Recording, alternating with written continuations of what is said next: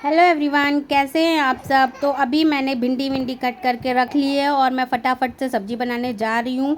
और यशु साथ साथ में बहुत परेशान कर रहा है पीछे से। मैं चाहे कमरे में दिन भर बैठी रहूँ और इससे बोलूँ ना तो ये कुछ नहीं कहता है, लेकिन अगर मैं किचन में आ जाऊँ तो ये पीछे से ऐसे ही खड़ा हो जाता है कि भाई किचन में तो मम्मा तुम्हें काम करना ही नहीं है।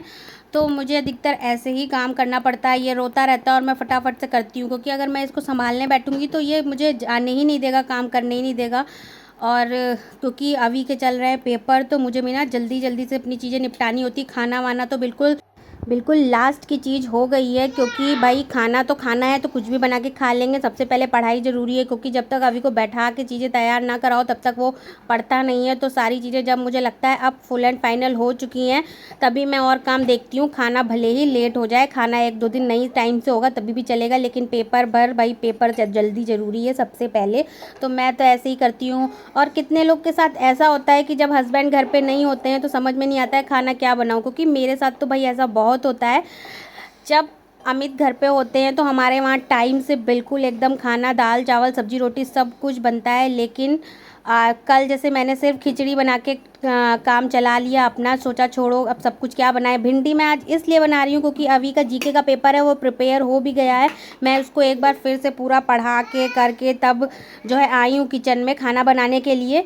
और जो है तो मैंने सोचा भिंडी बना लेती हूँ, क्योंकि जब तक अमित आएंगे तब तक ये ख़राब हो जाएगी। तो आज भिंडी और रोटी बना लेती हूँ। आज मैं दाल चावल वगैरह कुछ नहीं बना रही हूँ, सिर्फ भिंडी की सब्ज़ी और रोटी बनाऊँगी फटाफट से, क्योंकि ये काम निपटाने के बाद मैं फिर अभी को पढ़ाने बैठूँगी। और बाकी जो घर उलझा रहता है सब इधर उधर यशु खिलौने वगैरह फैलाता रहता है, तो वो सब भी वैसे ही पड़ा हुआ है, क्योंकि अभी इस टाइम सिर्फ और सिर्फ हमारे घर में पढ़ाई हो रही है।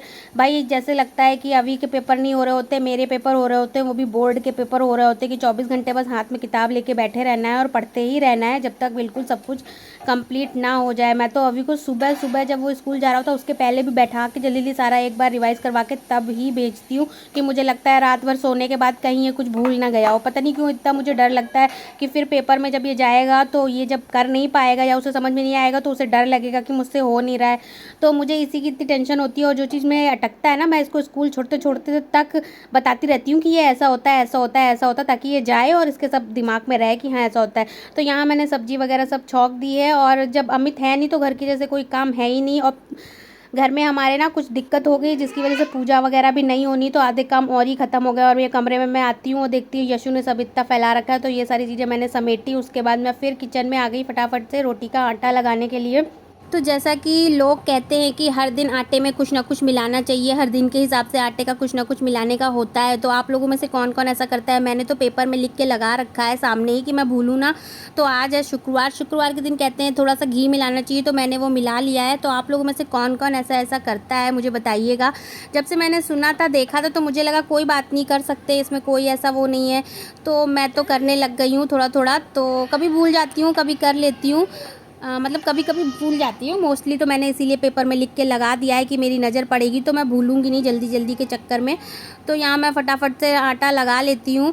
और यशु अभी को परेशान कर रहा है। अभी यशु को संभालने की कोशिश कर रहा है कि हाँ मम्मा जब तक काम कर रही तो मैं जल्दी जल्दी संभाल लेता हूँ यशु को, ताकि वो परेशान ना करे, क्योंकि वो मुझे रुकने नहीं देता है। अब देखो यशु फिर आ गया है, वो पीछे से पकड़ के मुझे रोता जा रहा है कि मम्मा बस करो, छोड़ दो, रहने दो, चलो, खींचता रहता है नीचे से।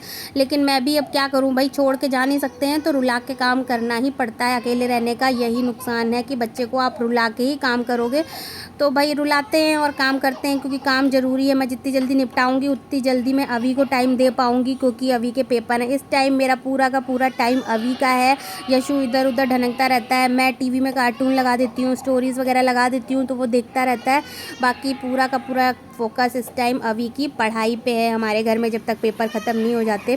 और यहाँ पे मेरी सब्ज़ी बन के तैयार हो गई है। मुझे ऐसे ही थोड़ी सी कुरकुरी भिंडी की सब्ज़ी पसंद है, वो लिब लिब लिब लिब वाली नहीं पसंद है। आप लोगों में से किसको लिब लिब वाली पसंद है? भाई हमारे यहाँ तो मतलब हमारे यहाँ क्या, मतलब मुझे स्पेशली ऐसी अच्छे से फ्राई की हुई सब्ज़ी पसंद है भिंडी की, ऐसी नहीं जिसमें लेसा लेसा होता रहता है।